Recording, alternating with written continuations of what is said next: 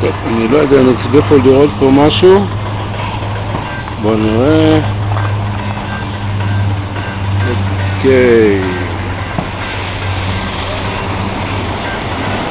כאן רואים, אני בגובה 2997. הולך למסלול הזה האדום. נראה לי שזה מין אדום שחור כזה.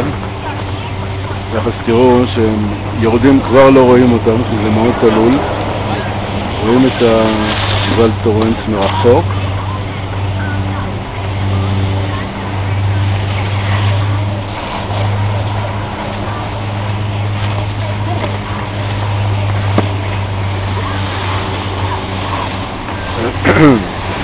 אנשים נעצרים בדיוק בקצה כדי לאמוד את הגובה שממנו זה ממש תלול ויורדים למטה.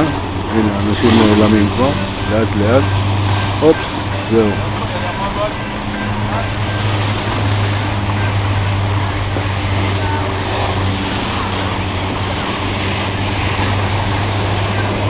טוב, כאן אני אפסיק את הצילום כי אני שמתי לב שאני לא יכול גם לצלם וגם לקחת מסלולים כאלה שאני חייב להיות מרוכז ואת שתי הידיים.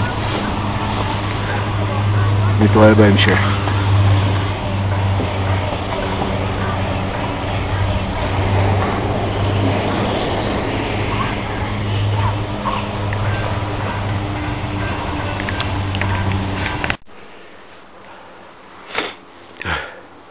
שלום שוב. טוב, כאן כמו שאתם רואים, אני ירדתי לאוף פיסט, ממש לבד. ירדו לפני שניים, או שהם טבעו או שהם השיגו אותי, אחד מהשניים. מכל מקום, מקווה שהשמש לא מסנוורת, אבל שם זה המסלול שממנו ירדתי, והמשכתי לכל האורך, וירדתי לפה. מפה אני ממשיך הלאה לאט לאט ובזהירות.